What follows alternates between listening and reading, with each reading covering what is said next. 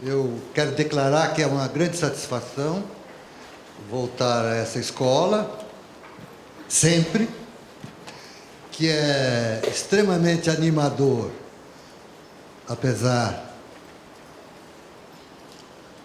da consciência, da dificuldade de falar para vocês, mas de qualquer maneira é muito animador vê-los, porque, principalmente, aqueles que estão velhos, ou muito mais velhos, sabem que qualquer coisa chamada de animação ou esperança quanto aos dias que haverão de se suceder, quanto ao futuro, está calcada naqueles que devem continuar.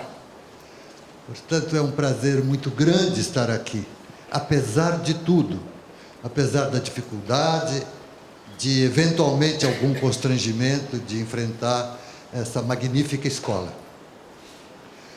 O que eu queria dizer a vocês, que antes de mais nada, um momento como esse, é de comemoração, porque inaugurar, se é que eu sei de algum modo, e tenho inclusive memória da minha experiência particular, iniciar um curso de arquitetura, ingressar numa universidade, como a de São Paulo, particularmente, que se pode dizer com maior tranquilidade, entre muitos aspectos, e muito particularmente no que diz respeito à Faculdade de Arquitetura e Urbanismo, é a melhor ou das melhores do mundo. A América Latina, sem dúvida, sabe disso com muita nitidez, mas hoje o mundo todo sabe que essa escola tem o que dizer, de um modo oportuno e peculiar, num mundo que se transforma com a rapidez como nunca se transformou. Essa história do mundo novo, do mundo que se transforma, é bom, mais uma vez, lembrar que sempre foi assim. Eis a condição nossa de estarmos aqui até hoje, no universo, o gênero humano. Entretanto, o que de fato é novo para nós mesmos, e quando se diz nós mesmos, não somos nós que estamos sentados aqui, mas são o nós históricos, como aqueles ancestrais, se pudessem reviver, haveriam de se espantar para dizer que as transformações que já fizemos, sabendo o que sabemos hoje, como as faríamos, que é uma visão crítica sobre aquilo que já se deu. Essa é uma visão muito interessante sobre a reflexão crítica da situação em que estamos. Somos nós mesmos de sempre que agora, diante da monumental condição de conhecimento científico, técnico, dos fenômenos da natureza, estamos confrontando. Nunca se viu isso antes, essa velocidade, essa possibilidade de comunicação. Mais uma vez, como nunca, ou melhor, agora como nunca, seria bom, para comemorar essa inauguração do ano, comemorar aqueles que estão entrando e também os que estão no 5º ano, pensando no seu trabalho final, a sua reflexão final, os últimos momentos dentro desse universo extraordinário, na Universidade de São Paulo, lembrar algumas coisas que eu imaginei que seria oportuno para constituir, no sentido da palavra, uma constituição um pouco mais visível, palpável, o que seria, como foi anunciado, temos que fazer, essa aula inaugural. Ou seja, assumir a condição de mais velho, de professor, e mais uma vez tentar consubstanciar a ideia de aula. O que eu tenho para ensinar a vocês? Eu pensei em convocar aquilo que está dentro e germinado a partir da origem nessa escola. E para isso, pensei em dividir esse discurso, ou estruturar esse discurso em 5 tópicos, indispensáveis e essenciais para essa aula. O primeiro diz respeito à questão da fundação dessa escola, porque houve um momento de fundação. E foi justamente quando o curso de arquitetura da Escola Politécnica da Universidade de São Paulo extraordinária escola, de um valor excepcional, o curso de arquitetura, no qual, inclusive, o Vila Nova Artigas se formou, estudante da Escola Politécnica. Naquele momento, a universidade decidiu que a Faculdade de Arquitetura seria autônoma dentro da universidade e ficou patente uma exigência de se reestruturar esse curso com autonomia, ou seja, um discurso da escola para a universidade ver, ouvir e se convencer, se fosse possível. Eis uma visão dialética da origem dessa escola. Ela se obrigou a ser. Foi lá para se instalar na Rua Maranhão, como todos sabem, e pensou-se essa escola, basicamente, fundamentalmente, numa estrutura feita, literalmente, como quem pode dizer, feita assim, como quem diz, podem ver com os olhos de ver, quase uma coisa feita assim. Escola Politécnica da Universidade de São Paulo e Faculdade de Filosofia, Ciências e Letras. Foi uma escola que disse que, se temos os recursos da ciência e da técnica, temos que discutir o que fazer. E eis a Faculdade de Filosofia, Ciências e Letras. É uma escola que convive e convocou da universidade aquilo que é a essência do processo de desenvolvimento da civilização humana e das suas instalações no planeta, na natureza, como coisa feita e construída, a cidade contemporânea, convocada, o saber convocado para isso, das artes, ciências e técnicas a um só tempo.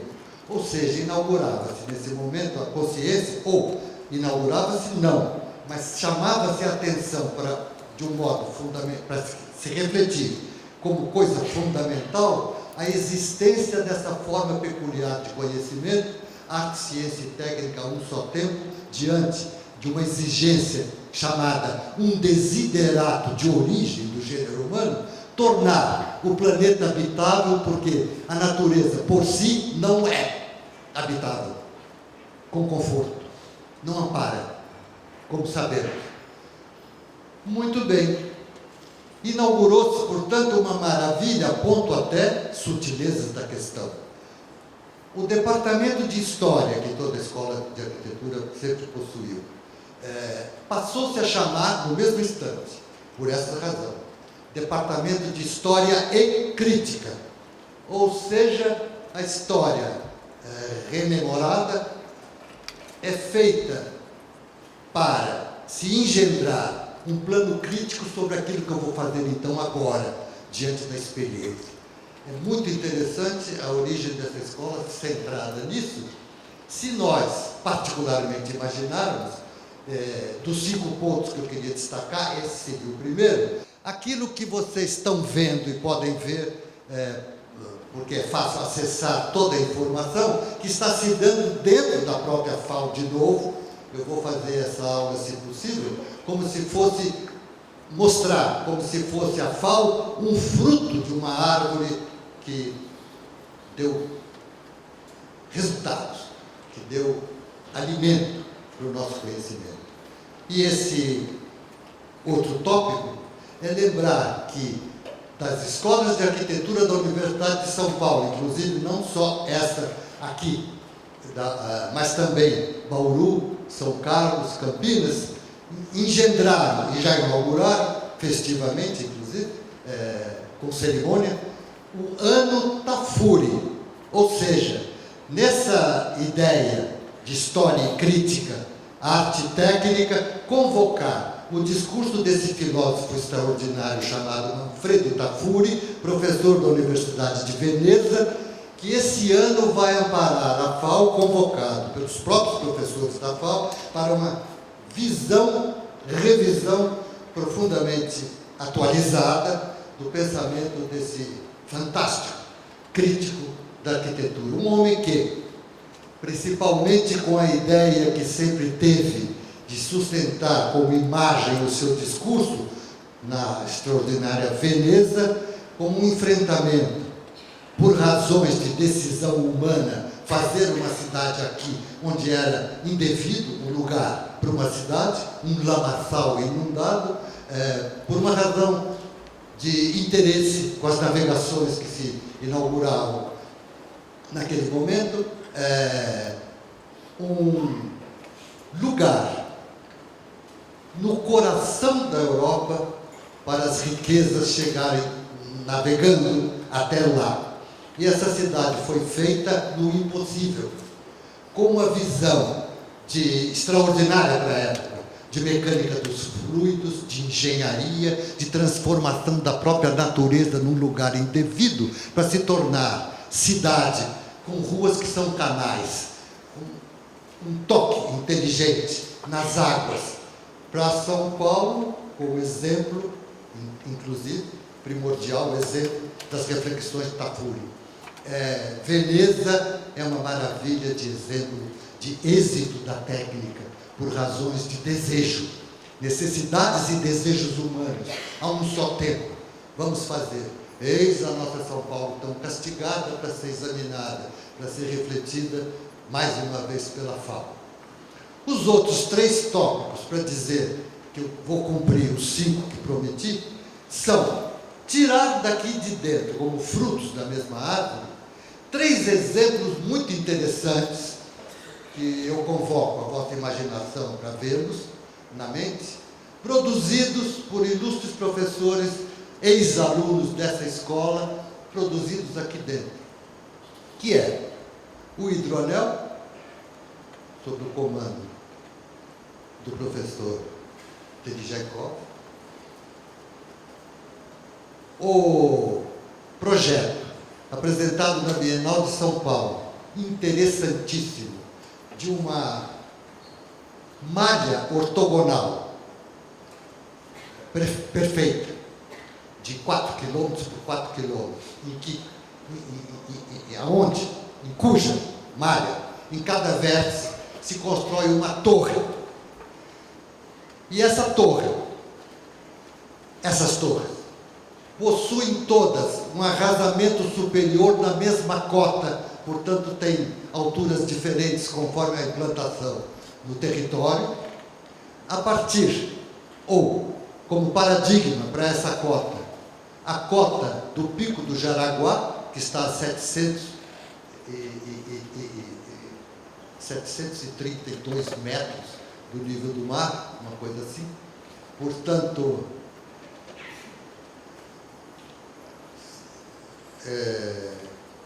vocês podem imaginar que, para efeito de sustentação de uma nova cidade, que não há de surgir desse conjunto de torres, mas elas amparam a imprevisibilidade da vida, que é uma das grandes virtudes da arquitetura, amparar a imprevisibilidade da vida no seu entorno, de cada torre dessa, mas ela sustenta um sistema de transporte público, nítido e claro, um sistema de segurança, de conforto, de emergências, numa cota de helicópteros, todas arrasadas na mesma cota, os tetos dessas torres. É um projeto de uma engenhosidade e com um sentido utópico que faz ver, junto com a leitura de Tafuri, o que é essa questão de considerar os interesses fundamentais da civilização humana, que lá se representava, no discurso do Tafuri e na filosofia da época, se representava por Mercúrio, Minerva e Vulcano. Mercúrio, o deus do comércio, lá em Santos, na associação comercial, está lá a figura com as asinhas no pé. Os interesses humanos objetivos das manobras, botar uma cidade no coração da Europa, Veneza, o comércio, as relações humanas, as navegações. Minerva, a sabedoria, a deusa da politécnica, Minerva, dos engenheiros, a deusa da sabedoria. E Vulcano, a força da indústria, o fogo. Há um quadro famoso sobre isso, de Giacomo di Cosimo, comentado muito bem por um estudioso, que eu agora acho que esqueci o nome, que é fantástico porque aparece o quadro mostra dois velhotes sentados no chão, em primeiro plano, é um quadro grande, ao lado de uma fogueira, um burro atrás de uma casa emblemática, 4 pilares e uma treliça. O quadro é do 400, 1410, 1430. O pintor é Giacomo di Cosimo, se não me engano.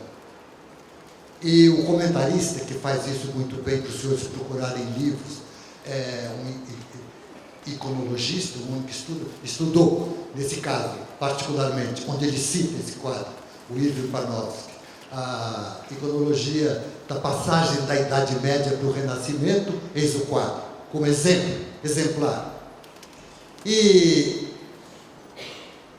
o discurso do senhor que está analisando o quadro, a visão crítica do nosso departamento de História e Crítica, faz ver que os dois velhinhos, e se nota que um deles, mesmo no quadro, dá para perceber, é aleijado de uma perna, apesar de estar sentado ao lado do fogo.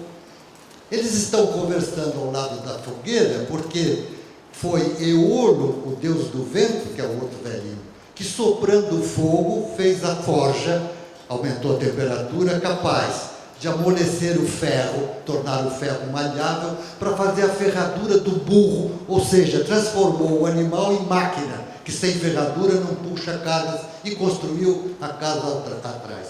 Portanto, essa reflexão crítica sobre a nossa existência e o que estamos fazendo é muito interessante considerar.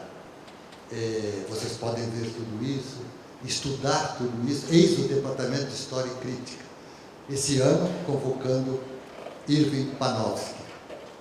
E a quinta epígrafe para essa aula, que eu disse que faria assim, é um projeto de um jovem, saído também dessa escola, muito extraordinário, digo isso para enfrentar a nossa São Paulo, como está aparentemente submetida a uma vil especulação, a um descontrole total e praticamente condenada ao desastre. Estamos dizendo, então, dentro da FAO. Não.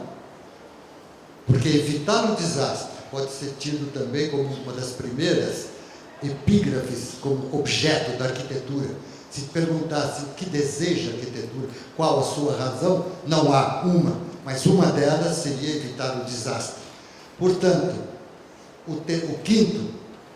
a quinta epígrafe para essa aula é mais um trabalho saído das reflexões dessa escola, de um estudante, aluno dessa escola, jovem formado ainda, Jorge Yoshida, que imaginou o seguinte, veja vocês, um trem ideal. Como é que se pode fazer?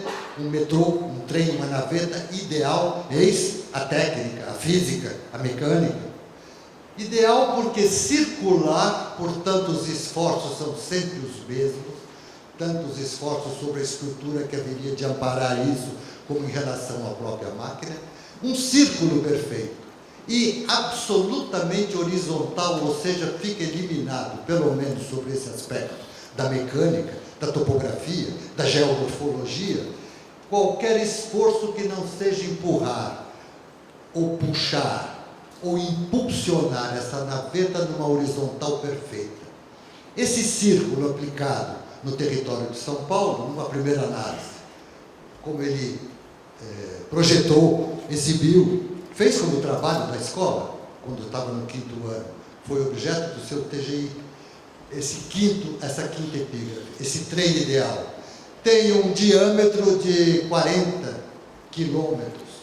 Ou seja, esse trem vai ter 4 ou 5 paradas só, básicas, onde descendo você encontra o transporte agora local, dos bairros, etc, etc, etc. É um engenho extraordinário.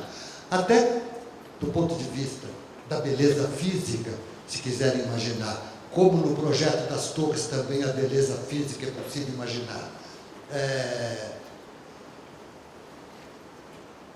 Para ser horizontal perfeita, ora passa inutilmente, aparentemente, sobre as águas das represas, e depois mergulha nas montanhas, em túneis, e depois aflora no vale, não sei do que.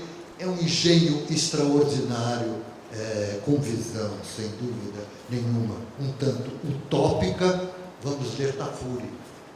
Porque a visão da utopia, ou uma visão de dimensão utópica para a arquitetura, é preciso que se diga, antes de mais nada, não pressupõe uma fantasia desastrada, mas pressupõe uma justa, digna, defensável esperança na possibilidade que venha, de fato, a se exercer, a se edificar, a se realizar como coisa efetiva.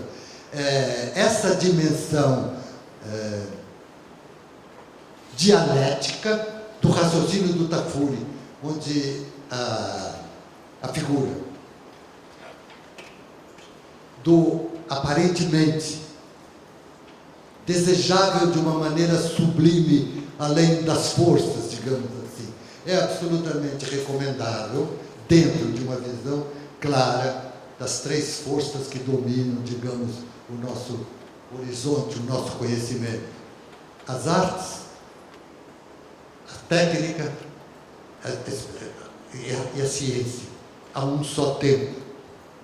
Dentro da universidade, onde está a nossa escola, aparece para essa escola, mais uma vez, diante dessas reflexões, um horizonte muito extraordinário, que seria o de alimentar a universidade, porque há a possibilidade de uma visão um tanto simples e cômoda, de que a arquitetura se sustenta, a arquitetura vive amparada nos recursos da técnica, pura e simplesmente. Quando, no âmbito da universidade, seria interessante para imaginar a nossa escola como estímulo para a universidade, como indispensável para a universidade, ela não usufrui do conhecimento, ela solicita o conhecimento nessa visão tafuriana de ideais, altos ideais dos desejos humanos, da utopia dialeticamente possível. Portanto, acompanhando o que a própria universidade, o que a própria FAO propôs para esse ano, uma releitura, ou mais uma vez uma leitura crítica, comentada, diante do que estamos vendo hoje, a questão de São Paulo, como foram maltratados os rios, o que representa a nossa posição diante da natureza, como inexoravelmente tendo que ser transformadas de forma exitosa para a realização da possibilidade da vida humana. Estamos vivendo um momento onde a Faculdade de Arquitetura, onde uma escola de arquitetura, assume uma importância enorme no âmbito desse tipo de reflexão. Dizer e pensar não como será, mas como seria desejável que fosse, enquanto possível, o nosso futuro. Portanto, eu creio que rememorar a âncora de fundação dessa escola, o conhecimento politécnico, que permanece, a nossa aliança com a extraordinária Escola Politécnica da Universidade de São Paulo, e a aliança como quem cobra e discute aqui dentro, do saber chamado da filosofia lato sensu, antropologia, geografia, sociologia. Hoje, mais do que nunca, relações e linguística. O que é a possibilidade do discurso? Que discurso farei? Quais são os recursos desse discurso? Se o exemplo edificado, eis essa escola como edifício, materialmente configurado. Eis as aulas, o que está escrito, o que está gravado na inauguração dessa faculdade, Politécnica e Filosofia. Destaca-se nitidamente duas pessoas. São coisas feitas pelos homens, não são ideias abstratas. Artigas e Flávio Mota. Esses são os vossos professores, junto com Tafuri agora, no caso. Os exemplos convocados aqui. O hidroanel, que é uma questão interessantíssima de se estudar em tese, o que representa o equilíbrio dentro das regras inexoráveis, das leis da mecânica dos fluidos, jamais vermos a natureza como paisagem. Ah, as belas paisagens do Brasil! Para nós, a natureza é um conjunto de fenômenos, mecânica dos fluidos, mecânica dos solos, a força da gravidade, coisas tão extraordinárias como pensar, um pequeno parênteses, nessa famigerada força da gravidade. Não fosse ela, não existiria o fio de prumo, não se podia fazer uma parede.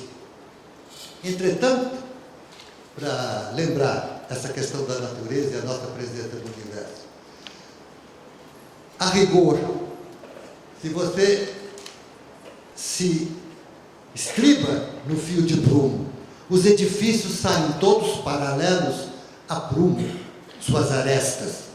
Entretanto, se o fio de prumo se obtém com a exigência da nitidez da linha reta no fio, por um peso que está lá embaixo, o fio de prumo, é evidente que os prédios todos deviam ser concêntricos, porque aquilo está atraído para o centro da Terra. E, de fato, é assim. É que nós somos tão pequenos, as coisas que fazemos são tão, na dimensão do universo, minúsculas, que parecem paralelos, mas não estão. Vejam vocês, como é necessário uma visão um pouco mais além para fazer do que aquilo que parece fantasia não seja. A vida é muito mais monumental. O nosso confronto com a natureza, com a consciência, que temos que transformá-la, como é que dizem os filósofos, com alguns raciocínios postos numa frase só, de forma monumental e encantadora. Enfrentamos a natureza, confrontamos a natureza para nós, os homens, para surpreendê-la e obrigá-la a mostrar, a desvendar os seus mistérios. Essa é a questão da ciência e das técnicas depois como domínio. Eis Eolo e Vulcano, um soprando o foguinho do outro e a coisa se transforma. Essa é a faculdade de arquitetura. A ideia de uma matriz posta no território, com prédios exemplares, eu vou insistir, porque eis uma questão interessante para ressaltar, nesse um dos 5 exemplos, as torres do arquiteto, filho dessa escola.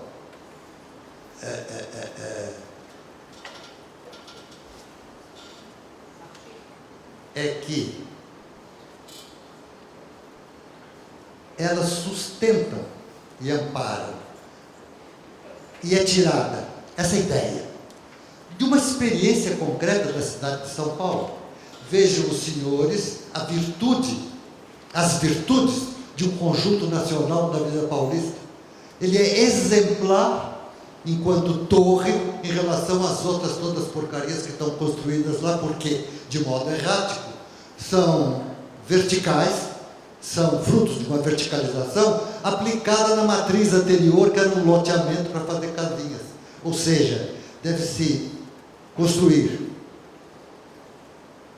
situações exemplares para sustentar a imprevisibilidade do que possa estar tranquilamente na chamada vida doméstica, no seu entorno. Na própria Avenida Paulista, o conjunto das torres, 2 no caso, da Caixa Econômica, mostra, mais uma vez, como pode ser exemplar a ideia e a aplicação do recurso da técnica de verticalização. Não é uma simples multiplicação de áreas para negócio e para vender mais áreas sobre o mesmo lugar. É um desenho tirado de desejos, onde então aparece o recurso da verticalização com uma outra virtude. É um projeto do arquiteto Martin Curulon, esse da malha ortogonal de 4 km por 4 km, com uma torre em cada vértice. Foi posto na Bienal, está publicado, o que os senhores podem ver. Eu achei melhor convocar a vossa pesquisa, a vossa curiosidade nas formas hoje, recursos disponíveis de internet, etc., para conhecer esses projetos que eu estou mencionando. O outro é o engenho de trem perfeito numa horizontal, circular, sobre todos os aspectos, de mecânica, no sentido da palavra, da máquina, de desgastes, de desperdício de energia e de distribuição espacial, numa cidade que já está aí, feita, que não se trata de destruir, mas transformá-la. O outro projeto é o hidroanel, que faz ver possível, inclusive seria interessante imaginar a convivência desses projetos. Agora, a ideia do hidroanel que equilibra pelas virtudes da mecânica dos fluidos, que é capaz de imaginar, fazer com que se imagine a interligação dessas águas e recompor o desastre que foi feito em São Paulo no mau aproveitamento desses recursos naturais que são explorados de maneira tão bela em todas as cidades do mundo. O que seria de Londres sem o Tâmisa, Paris sem o seu Sena, e nós usamos o rio para esgoto. Mas é preciso lembrar, dentro da ideia da inauguração de História e Crítica, é preciso lembrar que a tão louvada Companhia Light, que São Paulo diz que pôs aqui energia, foi ela que sugou as águas do Tietê, através do rio Pinheiros, com uma casa de bombas feita no meio do rio, jogou essas águas a 700 metros de altura, como é a diferença de níveis dessa região do mar. Pôs lá embaixo, jogou em tubos, umas turbinas compradas na França, se não me engano, Freycinet ou Pelton, e produziu 800 mil quilowatts jogando a água no mar. Ora, o que se chama surpreender a natureza e obrigá-la a revelar os seus mistérios, como quem domina a natureza, diz que não há dinheiro que pague 1 quilowatt se você depois não puder beber a água.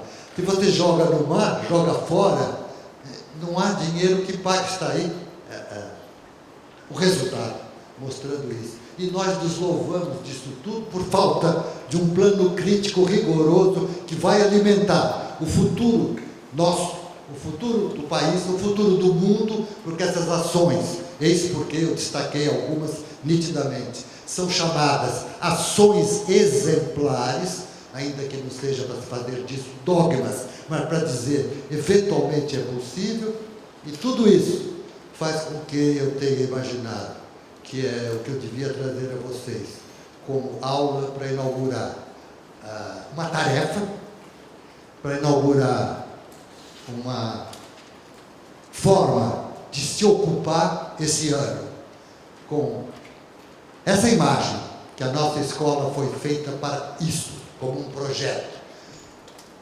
que a reflexão dialética marxista do senhor Manfredo Tafuri, muito em particular, que a Universidade e a FAO vai, durante o ano inteiro, desenvolver, está aí vossos professores para ampará-los, para qualquer consulta, e a revisão da possibilidade de projetos exemplares, assumindo desde já, por exemplo, esses três que eu destaquei, o hidroanel, o trem circular e a malha das torres que amparam o desenvolvimento da cidade.